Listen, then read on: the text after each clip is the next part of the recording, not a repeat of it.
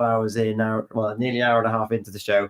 And Fraser, we've got someone who's used to spending hours and hours on their feet. Who have we got? Yeah, we've got Sanna Duthie sitting down for once in her life, actually. But no, Sanna, of course, well known to the show and to everyone after exploits on the coastal path and other races in the last few years. And it's just gone even further, I think, or for even longer, for sure. 236 miles in 6 days, you know, a distance most of us don't cover in a decade, let alone a week. But Sanna, welcome back to Pure West Sport, and tell us about the distance you did and why, what race it was in.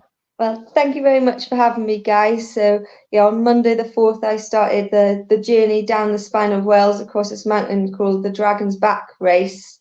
You start at Conway Castle and you run all the way top, and I think nearly all the peaks on the Welsh mountain to Cardiff Castle. You do like the main ones, like the 3000s, like everyone knows them. We've got Cadair, Snowdonia, Werther, and Pen y Fan, and everything in between. So yeah, it's 236 they advertise it as, but I did 243 miles. You have 6 days. I mean, I'm looking at the stats from it, Sanna. First of all, you know, congratulations, you finished 5th female, 19th overall. When you talk of 298 starters, is superb. But I'm also looking for the 298, 211, if I've done my maths right, didn't finish, and 87 made it to the finish line. It's a staggering non-completion rate, really. Yeah. You know, it's just understandably, right? Yes. So when you took to the start line in this race, was your goal to finish? Did you have any kind of placing in mind, or was it just a case of getting to the end of the 6 days, or 236 miles, however you want to put it? It was literally, just to get to the start line is quite an accomplishment because you have to train quite a lot. But it was always just to finish, just take each day as it came, try and enjoy it, and just look after myself. And one of the important things in this race, I think, is to have a good why you want to do it. And I was raising money for the Wales Air Ambulance, so that was right. and they were supporting me along the way, which was amazing. And my partner and my dad always like my biggest cheerleaders. I never wanted to make the call to go, I can't do it today, I'm too tired. I was just thinking how I'd feel if I had to make that call. So every day I started, and once you start, that's the hardest bit. You just keep moving forward. But yeah, I never thought I'd place. I didn't actually look at my positioning until day 5. I was like, I'm doing okay. Because we know you've done the Pembrokeshire Coast Path. In fact, you're one of the record holders. You did that. Remind us of the time that you did that again. In 51 hours and 30 minutes. Yeah. So, and how did this differ then? Because lengthwise, the Pembrokeshire Coast is 180 odd miles, and this one's just under double. But how do you approach that differently? Because you wanted to attack the path quickly. How does that differ when you know you've got 6 days to do it? It's much more about management and prepping yourself each night. The race doesn't stop when you clock in at that camp. It continues all through the night, making sure you eat, look after your feet, sleep, and then make sure you get ready for the morning. Doing your camp admin is what they call it. So you're not very sociable, even though there's this big campsite and everyone's there. If you want to do well, you've got to be quite strict and not get caught up in the hype, because if you don't complete it, you get to drop down to do something's called the hatchling. So they do like half days. So they're loving life because they're doing nicer distances and not necessarily having to start off so early. But obviously they can have more relaxed, but you can't get caught up on that, or you'll be too tired the next day. But the other thing that's much harder about this race than the Pembrokeshire Coast Path is the elevation and the different amount of terrain. I mean, you go from rock. I mean, I don't know if anyone knows about Crib Goch. It's a grade 1 scramble. It's like the less popular route for approaching Snowdon. So you've got that, which is I was petrified. That was my biggest worry, was that bit. And then you go onto the Brecon Beacons, which is your boggy grassland. And then they chuck in like a load of road then on the last day. So, there's not even one day at the same type of terrain. You had everything to contend with, and then the heat as well. So, oh my God. It's an incredible feat that you've done, Sanna. I just can't comprehend how you can do something like that, I mean, I don't go believe for a it. 2-mile jog, and that kills me. And it's just the distance that you actually run. How can you prepare yourself for, what is it, 200 and what miles? 36, good. You've lost count already. 236 miles. You're on the starting line, on your mark, set, and then it's sprint, is it, all the way around? No. You run around That's the wall. incredible. All jokes aside, I just can't comprehend how you do that. And do you really enjoy it, Sanna? Most of the time, yeah. It was like, I think it was day 3, and I'm really questioning my hobbies. Yeah. Like, I'll just take up knitting. There's nothing wrong with knitting, but I was just like, on day 3, it was a really hard day, and we realized like the heat was going to be there for a week, and it's not so exciting anymore because you're 3 days in, and there was one peak that they made you go all the way up. It was like Baselli Hill times 10. And it was an out and back. And I was like, do we really have to do this? Do we really? But you get it done, and you moan about it, and then you see some nice views. You're like, oh, it's okay. How much rest do you actually get? How much sleep do you actually get? When you're doing it. I kept my watch on, which tells me how much. And I was getting about 4 to 5 hours sleep a night, so not much. Okay. And it was very broken because you're in a tent, you share a tent with 8 people, and there's 2 of you in a pod, and everyone's coming in at different times because you have till, the times changed a bit because of the heat. They were a bit lenient. But you basically have like up till 10 p.m. to come in, and if you're a second after that, you're timed out. So even if I come in like 7:30, I still can't really. I can have my food, and I can't be asleep by 9 because my other teammates. That's the other thing you're explaining as well, is the intake of food and fluid. And obviously, any injuries you may have, I'll try and, manage them. How do you do all that at the same time? It's incredible. You just set your little goals each night. Like every night I'd come in, lay my bed out, so that was done. Grab my stuff to go wash and have a little bit of food, because if you didn't eat straight away, you wouldn't feel very good. And then I would like lay my clothes, get all my food ready for the next day, refill my bottles ready for the next day, then go and eat. Then because it's a catering tent, so they have all the food there for you. So then once I can just go lay in my tent, and then once I've eaten, put my feet up, although I'm not sleeping, I'm resting, help any of the other guys if they need a hand, and then set your alarm for 4 a.m. I mean, Sanna, you can be the best runner in the world, you can roll the stamina in the world, but it's different for 236 miles. Obviously, it goes way beyond your ability of a runner, doesn't it?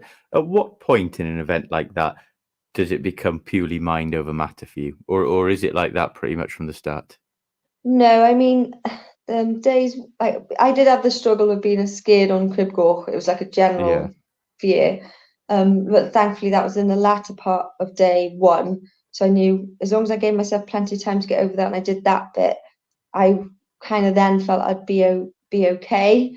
But the real battle is from day 3.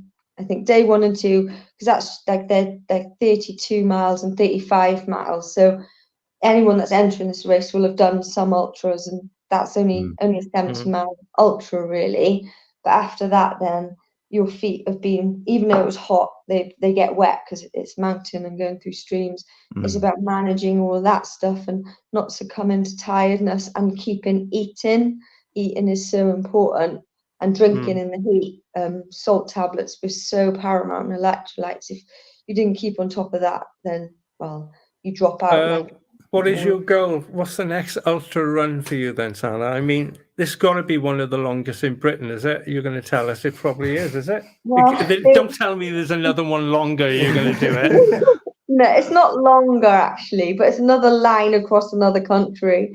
So it's a race across Scotland, on the Upland Way, South Upland Way. Completely. Up and down Ben Nevis. No Ben Nevis. There's actually no peaks in it, but it's more of a non-stop, a bit like the coast path. It's 215 miles, so not quite far. Yeah, 215. Yeah. You can nap. I'm exhausted talking to you. Going back to the race, it's interesting what you said there, Sanna. Did I hear that right? You've got a cut-off time at 10 o'clock each evening. And if you're not back from that, 5 minutes past 10, you're out of the race. So I talked earlier, I thought that was a staggering non-completion rate. Would the majority of them being people who are literally timed out, or would there be a number of dropouts through just injury and not being able to carry on? It's very much a mixture. Obviously, when you're in the race, you don't get to see so much what's happening with other people because you're kind of caught up in your own stuff. But when I've looked back at people's stories, it's them because you have a few points that you can get timed out at the finish line, the camp. But then there's 2 major checkpoints. And if you're not at them by set time, which you'd know each day, so like say 12:30 for water point 1, and then like say 5 p.m. for water point 2. If you're not there, then they'll bus you back then. Right. So, yeah.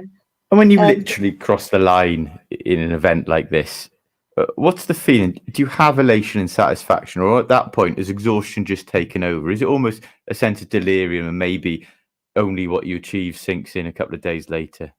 It was a bit of both for me. I mean, I absolutely cried so much at the finish. I could not. I mean, on day 5, I was crying because I couldn't believe I got to day 5. Even that day was like a finish line in itself. I mean, I was so emotional. I just never thought I would do it. You can train as hard as you want, but you can see for the statistics, it's not a given you're going to cross that finish line. So for little old me, I just couldn't. Even now I feel like, oh my goodness, I can't believe I did it. So when I got to the archway to come into Cardiff and I was there, I just absolutely cried. I just couldn't believe it. It was just like all the Christmases coming at once. You put all your hard work, you talk about it for months, and you prep, and it happened. I raced, I did that, and you just. Have you ever thought of a career in the SAS, Sanna? I mean, God, incredible what you're doing. I think you're right. I'm way too emotional for the SAS. At what point did you think, I'm on the finishing straight now? Because presumably the last day was pretty much all the Taff Trail from like Pen y Fan down all the way into Cardiff. Did you think, I'm nearly home and dry now, or was that still a long day? A lot of people were like, yeah, we've done it now when they finished day 5. I'm like, but we haven't. We've still got 40 miles to run. Like, not in a negative way, but that was the reality of it. I'm like, yeah, no, I know we've only got one more day, but it's not a 5K, we still got to run for like 9 hours. All right, don't take the mickey out of my 2 miles.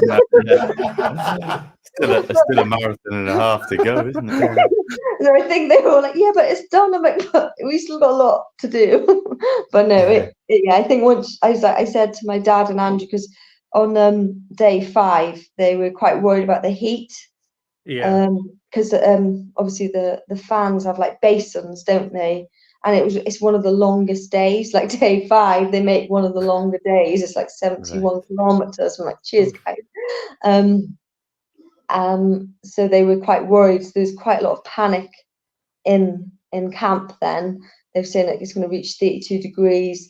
There's not much water on the fans at the moment. So, just look after yourselves, do what you need to do to stay cool. And, it's quite scary when you're tired to hear that news.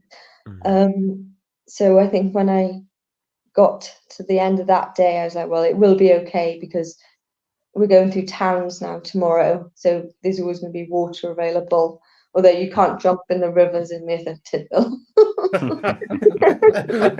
I wouldn't recommend it. For anyone who's listening and thinking, I can do my fair share of half marathons, and I've done a marathon before maybe, and they're thinking they might have progressed to Ironman a little bit. What would your advice be to someone that does fancy taking on these ultras? I know we know people that have done Race the Stones before. Was it Johnny Sutton? We know has done some long races as well. A listener of the Breakfast Show, he did Hull. He didn't finish it. He tried going from Hull to Brighton. So there's plenty of options out there. What would be your advice, Sanna, to anyone that's thinking about it?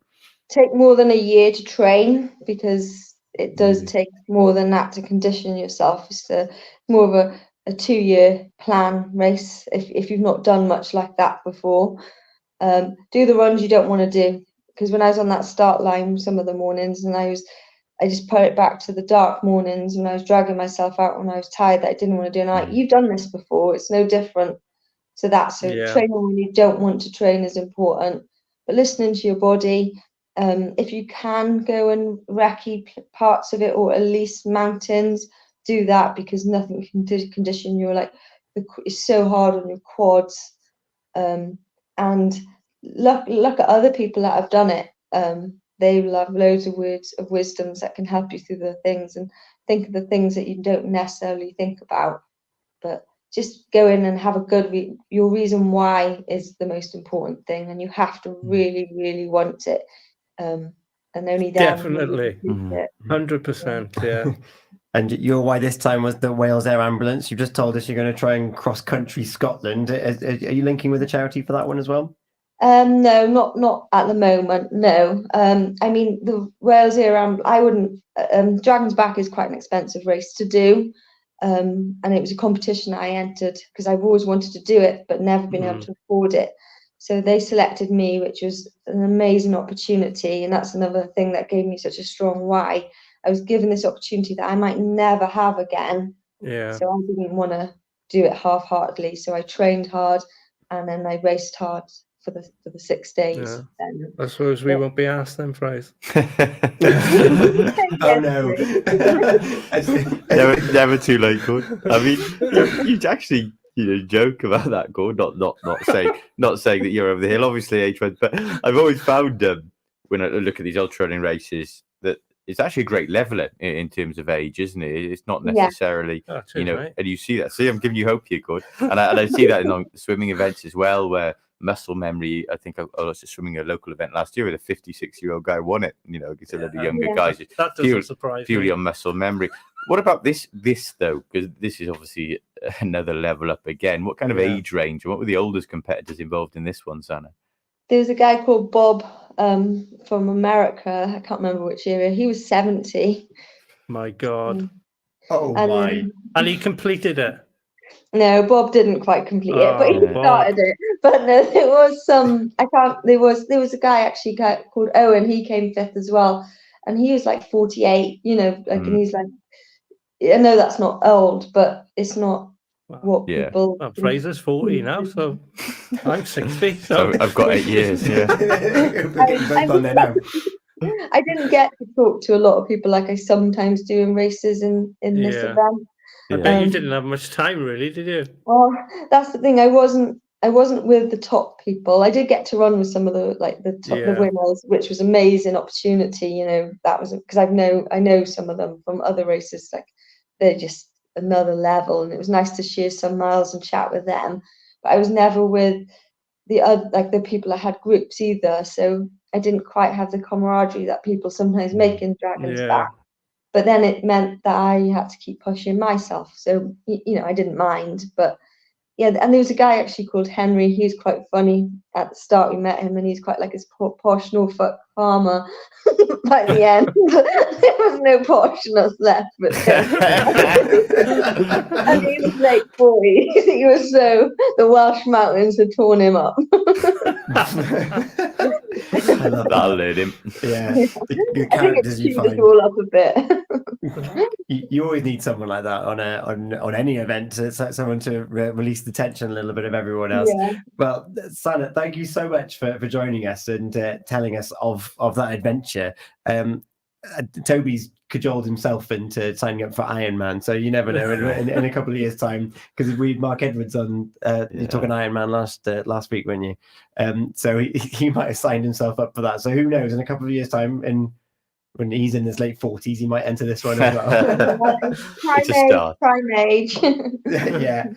Sanna, thank you so much. Please keep us updated when you go for Cross Scotland. It'd be great to hear how you get on with that one.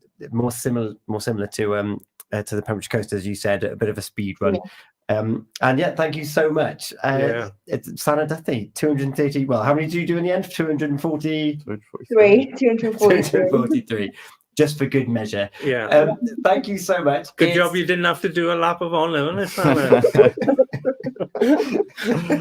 Good to see you again, Sanna. Yeah, you take care. Brilliant. Brilliant. 8:45 here on the Pure Sports Show. We're going to take a moment. We're going to come back. We're going to talk rugby. And well, how are we feeling in this World Cup? Well, we'll find out. We're going to talk local and World Cup in just a moment. It's the Pure Sports Show with Eaton-Evans and Morris Solicitors. Pure West Sports Show.